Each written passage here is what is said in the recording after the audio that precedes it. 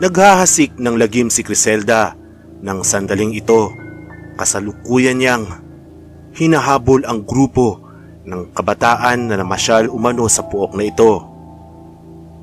Wala pang nahuhuli ang manananggal na si Criselda, ngunit pasaan ba't mauubos din niya ang mga iyon? Marami ng kabataan ang kanyang walang awang pinatay at kinain. Natapilok ang isa sa mga bagets na iyon. Agad bumaba ang nasa himpapawid na si Criselda. Kanya nang dadambahan ang binatilyo ng bigla siyang mahinto. Aray! Masakit niyang daing. Tila may kakaiba siyang nararamdaman.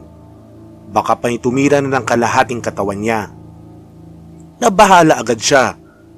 Mahirap na dahil kapag nilagyan ng asin o bawang ang balakang nito ay ikakasunog pa ng kalahating katawan niya, maging dahilan ng kanyang kamatayan. Dali-dali niyang iniwan ang grupo ng kabataan at tinahak ang daan pabalik sa kanyang bahay, kung saan naroroon ang kanyang balakang at paa. Paparating pa lang siya nang matanaw sa hardin niya na wala roon ang kanyang balakang. Humasik ang kanyang muka, sumilay ang galit habang palingalinga sa kapaligiran. Nasaan ang aking mga paa? Asik niya. Kanyang hinanap sa kapaligiran.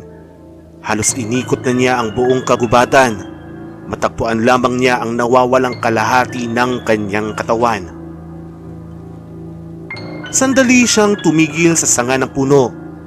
Naluluha na siya para sa sariling kaligtasan. Kapag sinikatan siya ng araw na hindi pa nahanap ang kalahating katawan, ay ikakamatay niya.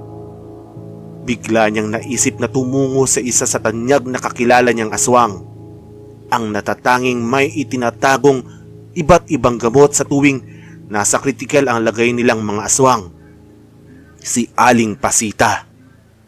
Ngunit mahaba-haba pa ang kanyang lalakbayin patungo sa bayan ni Aling Pasita. Ngunit sa tansya niya, aabot siya ng hindi pa nagbubukang liwayway. Basta't madaliin lamang niya ang paglalakbay tungo sa probinsya ni Aling Pasita. Nagsimula na nga siyang umusad. Lumipad siya ng lumipad. Hindi siya huminto o na mahinga man lang dahil ayaw niyang mahuli ang lahat. Ayaw niyang sikatan siya ng araw. Hindi naman siya nabigong marating iyon. Nagulat pa ang aswang na si Aling Pasita. Nooy kararating lang din ni Aling Pasita mula sa pagkakatawang aso upang malayang makapamiktima. 1 linggo lamang. Kapag hindi pa natagpuan ang kalahati ng iyong katawan, ay kusa ka ng mamamatay. Napalunok naman si Criselda, ngunit mas mabuti na rin kaysa wala ng solusyon. Paano kapag may ginawa sila sa kalahati ng katawan ko? Takot niyang tanong. Kapag binuhusan niya ng asin o di kaya'y bawang ay kamamatay mo na rin. Pero mamamatay ka na sana ngayon, ngunit dahil sa kakayahan kong gamutin ka ay kusang naiurong ng 1 linggo ang iyong kamatayan kapag hindi ka nakabalik sa kalahati ng iyong katawan. Ay kinuhang malaking suso ang matandang aswang.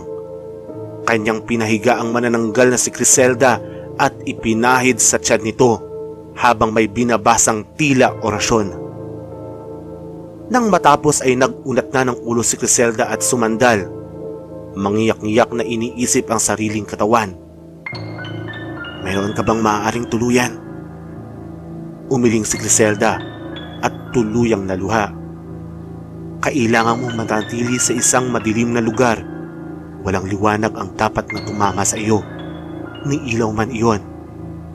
Dahil maaaring ikaliyab ng iyong katawan. Lumingon si Criselda habang mababakas ang labis na takot.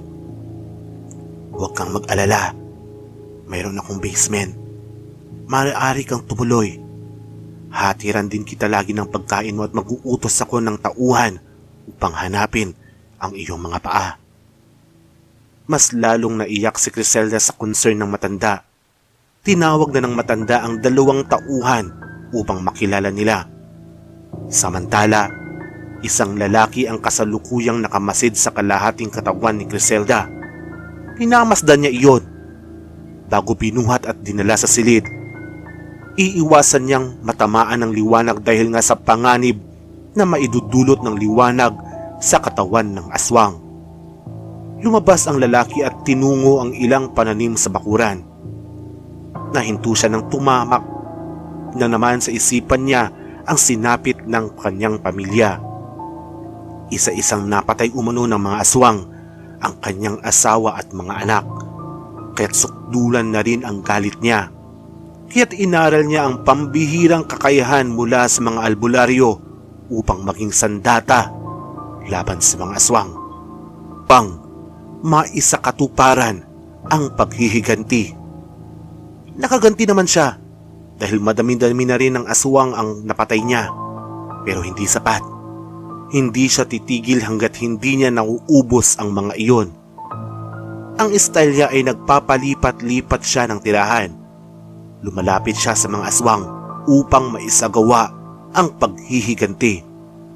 Samantala, hapon na ng mga sandaling ito, habang nagmumukmok sa madilim na sulok si Griselda, dumating si Aling Pasita.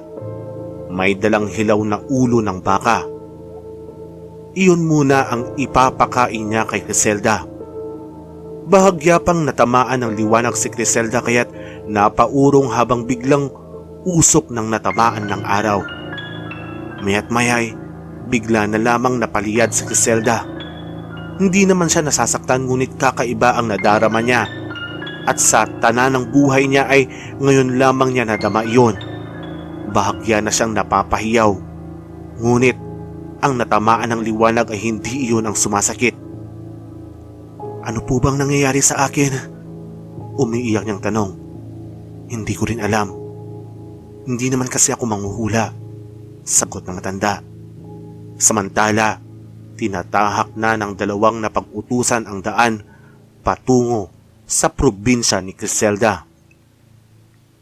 Dahil magaling na mangguhit si Boyong ay nakagawa siya ng sketch image ni Griselda. Iyon muna ang ipagtatanong niya. Kunwari, missing ang kanilang pinsan na si Griselda. Hindi naman nila maaaring paalamang ang hanapin dahil baka pagtawanan pa sila o di kaya sabihin ng mga tao na aswang pala ang hinahanap nila. Narating na nga nila ang bayan ni Griselda. Nakita niyo po ba ang babaeng ito? Tanong nila. Umiling ang babaeng nagmamadaling umalis ng waring takot. Baka alam na ng mga tao na isang aswang si Griselda. Ani ni Dodong. Anong gagawin natin? Tanong naman ni Boyong. Magtanong pa rin tayo. Bulalas ulit ni Dodong. Nagpatuloy na nga sila sa pagtatanong hanggang sa masalubong nila ang isang lalaki, si Mandu, ang nag-iisang tirador ng mga aswang. Nagbaguhan pa lang din sa lugar na ito. Kaya nga hindi na pagtuunan ni Griselda ng pansin si Mandu dahil hindi alam ni Griselda na tirador pala ito ng mga aswang. Madalas din mapansin ni Griselda si Mandu. Minsan ay dadaanan niyang nakatitig sa kanya, pero si Griselda ay hindi namimiktima ng mga taong taga rito. Ang kanyang tinitira lamang ay mga dayo. Minsan na rin nahuli ni Griselda si Mandu, sinusundan siya. Mabuti at nakaiwas siya at nailigaw si Mandu, kaya't hindi siya nasundan sa liblib niyang bahay. Walang kamalay-malay na unang apak pa lamang ni Mandu sa bayan ay patid na ni Mandu kung saan naroroon ang aswang. Boss, nakita mo ba ang babaeng ito? Sabay buklat ni Boyong ng larawan. Yang mukhang iyan. Hindi. Ngunit ang dalawang pares niyang paa. Oo. Nagkalingunan at kinutuban ng masama si Dodong at Boyong. Anong ibig mong sabihin? Mahinang tanong ni Dodong. Kilala na rito ang tungkol sa aswang na iyan. At ang dumakip naman sa kalahating katawan niyang ay isang kilalang tirador ng mga aswang. Muling nagkatinginan ng dalawang taungan. Bumulong si Boyong kay Dodong. Anong gagawin natin? Tirador daw ng aswang. Kaya natin ito. Mga aswang tayo. At dalawa tayo.